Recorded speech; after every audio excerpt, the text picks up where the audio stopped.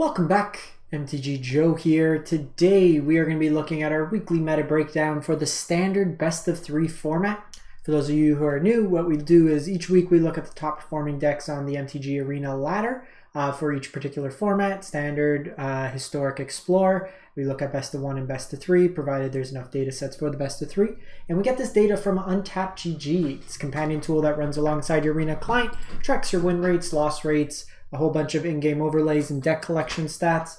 Free to use a whole bunch of it. Link is in the video description down below. However, I will link all these deck lists as well, so if you're interested in playing any of these, just copy paste them into your Arena client.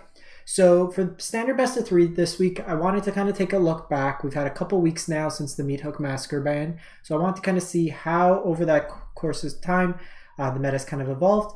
It is still a lot of black-based decks. So we're going to kind of look at that. I'm also pulling in, there was a standard challenge from MTGO, so Magic the Gathering Online.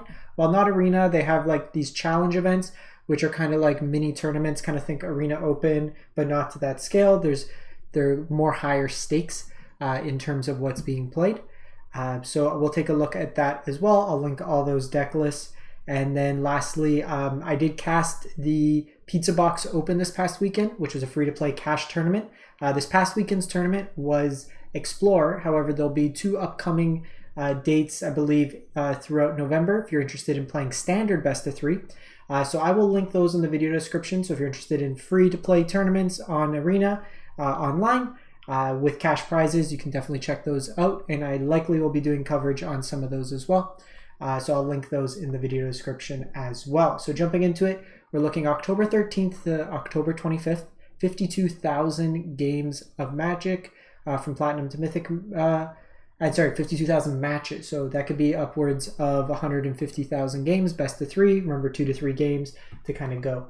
And the top performing deck from Arena is Grixis Midrange at 62% win rate. So this is the black-red version of the deck, splash blue. And what you're getting is Fable the Mirror Breaker is the main card in red, as well as additional removal spells in a Parade and Voltage Surge. Access to red also gives you access to Blood Tithe Harvester. And then Corpse Appraiser is the choice here. Typically in like the mono black deck, you saw Graveyard Trespasser. Corpse Appraiser similarly eats away at graveyards as a ETB effect and provides card advantage, so helps you grind those longer games. This is still an Invoke Despair deck, so although 3 colors, you're still trying to cast your quadruple black spell. This is achievable through like the treasure tokens from Fable the Mirror Breaker, but you have like Xander's Lounge in here. It's playing an additional copy of Rafine's Tower, just as another copy of a black-based duel. You got a bunch of the dual lands as well in this particular list. Some copies of Shieldred as the only 4-drop. Soul Transfers and Exile Removal. In this particular list, you'll see Grixis play the Soul Transfers, because even without Meathook, you still have the Fable the Mirror Breakers and the Reckoner Bankbuster that kind of plays in here. Voltage Surge is really nice with like the blood tokens, the treasure tokens, stuff like that. And then you just have a scattering of additional removal, cut down, Infernal Grasp, and then some counters and make disappear and negate. The sideboard, you have Hand Hate for like these mid-range mirrors that kind of go long. You want to eat away at key cards, or if you run into like the odd control deck. Some more removal, you'll see like copies of a Braid, the flexible removal, hit artifacts as well. Infernal Grasp in here, some copies of Burn Down the House of Sweeper. You'll see some counters to Disdainful Stroke for the big mana decks, some negates first. Usually post-board, people will bring in like more answers or bigger threats, stuff like that. Bankbuster for the grind. Siphon Insight is a really good card in these mid-range matches because everybody's just playing good cards. So why don't you play your opponent's good cards? Even if they discard, if you have like Liliana or something, you can play it from your graveyard. So there's a lot of utility there. And then you got some Unlicensed Hearse in the sideboard as well. So that's Grixis midrange. We're going to go to Esper midrange. And I'm going to preface by saying there's like 700,000 ways to build Esper. This particular version has the highest win rate, so we're going to focus on it. You can do Esper Legends, you can do Esper midrange, you can do more Esper Control with Farewell. A lot of the core of the decks you're going to see are going to have the same combination of cards, with Rafine being the engine in these decks. So the call of playing black-based with these other cards is Rafine. Rafine lets you turn through your deck, put a bunch of counters on things, sort through, find your specific answers that you need. It pairs oftentimes with Wedding Announcement. It's an Anthem effect, gives you more attackers, blockers early. We're seeing a lot of these Esper decks also playing Denic. Denic shuts out a lot of the targeted graveyard stuff, so Corpse Appraiser, Graveyard Trespasser, Sarah Paragon, I believe, because you can't target. It's also just a life linker that can get bigger with the Wedding Announcements as well as Rafine, and then when it dies you can just cast the other side from your graveyard, an Evasive Body that also gives you an ability to investigate. We'll kind of cover the creatures first and then we'll go to all the other spells. So you got Phyrexian Missionary that can buy back like your Shieldrids, Rafines, stuff like that. Another lifelink body, some Tenacious Underdogs, throw it away to Rafine, get it back later. Shieldred as kind of the must-kill answer. Plays really nice with Rafine because you draw cards, and then you could also gain a bunch of life. Urtai Resurrected as an additional flash threat, so think of it in conjunction with like Wandering Emperor. Can come in and counter stuff, kill stuff. Wandering Emperor could come in and ideally kill stuff, so your opponent doesn't know what they're playing into. And then AO at the top end. It gets around your opponent's Wandering Emperor through Vigilance and Evasive Body that can attack and block. And then if it dies, you either put counters on things or you are able to kind of dig for additional spells in your deck. They're looking at spells, or sorry, like permanents, creatures, stuff like that. Destroy Evil, Enchantment, or Big Booty removal. Infernal Grasp is just catch-all removal. Copy and negate in the main, and then Void Rend as catch-all. Notably with Void Rend and Graveyard Trespasser, if you weren't aware, Graveyard Trespasser's ward ability counters the spell if you don't discard, but Void Rend says you can't be countered, so that gets around that effect, so you don't have to discard to kill it. And then we got just a copy of Kaido for value in here. Esper, because you're playing a lot of legendaries, you're able to play some Plaza Heroes, both for the Indestructible and for an untapped Rainbow Land in some cases.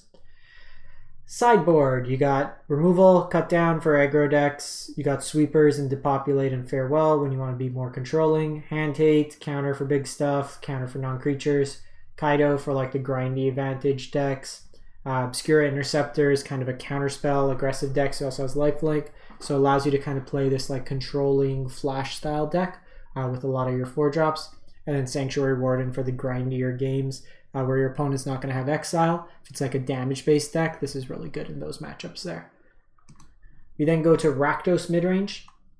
So I'm going to highlight this at a very high level because it's very similar to that Grixis deck in some elements. You have cleaner mana with this deck, and then you're going to get access to stuff like Liliana here, Graveyard Trespasser instead of Corpse Appraiser, more removal main, some hand hate main, but it's playing on a similar axis. You're just increasing the numbers of cards like Shieldred.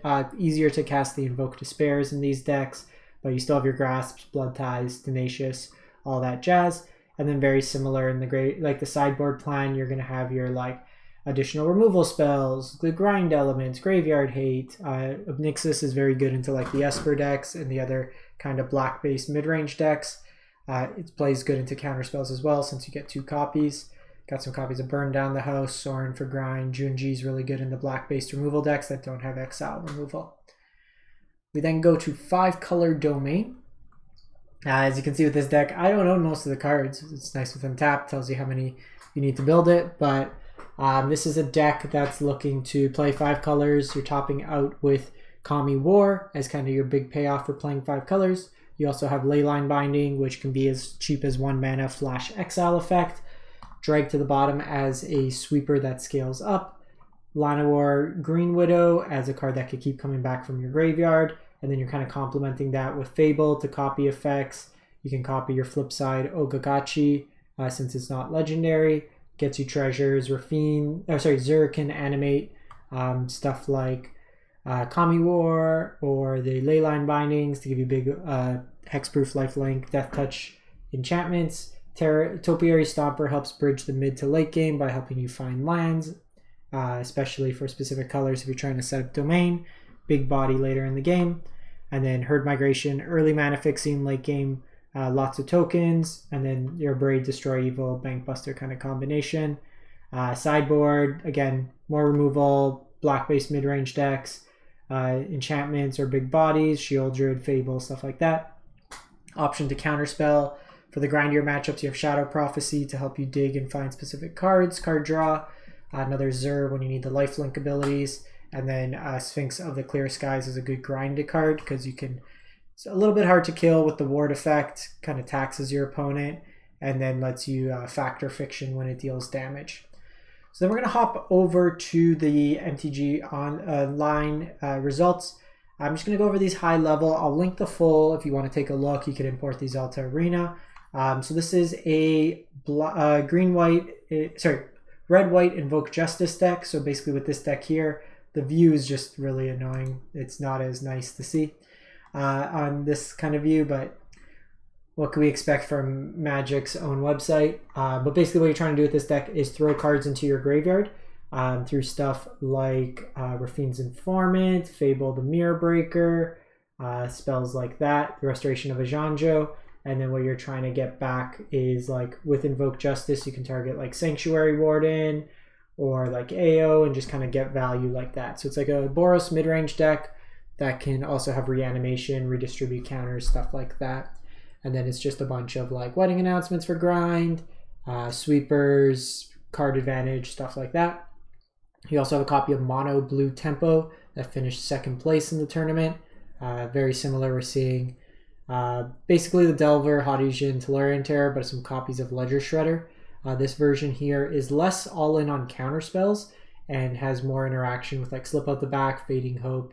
Really, you're just looking at the Make Disappears and Spell Pierce in the main. So more tempo than some of the lists you see in Best of One that's just like, here's like 60 counter spells. I would probably play one copy of Otawara in there, won't hurt. But this deck's very cheap otherwise. 4 rares, 6 rares for the whole deck as of right now. 6, 8 with Pithing Needle. Like, yeah, 9 rares and you got a pretty solid standard deck. Then we have another copy of like this is the Esper Legends deck that you can see here. Just you got like Denix, Shieldred, it's kind of all the same thing. This is the more aggressively slanted Esper deck. So you can take a look at that. Like I said, there's kind of some, with the Esper decks, there's so many varied versions. Like here's another one that's got more counter spells and interaction, stuff like that, similar to the one we saw. And then here we got like another Esper deck. So there's a lot of different flavors of Esper if you want to take a look to see what configuration you like the most. We have a Jund version of the deck here. With Jund, you get access to Briarbridge Tracker. The big card of the Jund to play is Unleash Inferno. Very flexible, hit a creature and say like Fable the Mirror Breaker, Wedding Announcement, any of the artifact vehicles. You got Terra Sunder as well as a flexible removal spell. And then in the sideboard, you have stuff like Workshop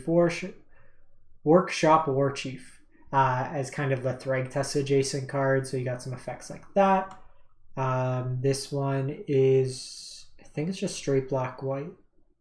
Yeah, so we just have a straight black-white kind of mid-range deck with like 4 of Planeswalkers. So just Planeswalker control. Invoke Despair, Farewell top end. You have the Titan of Industry, Lord Windgrace version of Jund that's looking to use Cruelty of Gix to reanimate the Soul of Windgrace or Titan of Industry. So similar to like the Boros deck where you're trying to throw cards into your graveyard, get the value there. So there's some utility in those decks. You have a this is mono white human tribal. So it's Naya mono white humans, I would call it. So you're using like Secluded Courtyard and a bunch of humans. So really in the main board, Helana and Alana is the only non-white card that's a human, but it kind of powers up your squad. And then you have like Wandering Emperors, Wedding Announcements, so you can kind of become more of a mid-range deck post-board. So you can take a look. There's a few more decks here if you want to see. Here is like the 5-color Joda, finished 12th place. So there's some cool decks here if you want to take a look as well.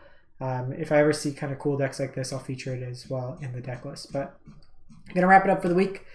Let me know what you've been playing, if anything, and we will catch you next time. Appreciate it if you can. Drop a like, comment, and subscribe in the meantime. Thanks for watching. Hope you have a great one, and stay safe out there.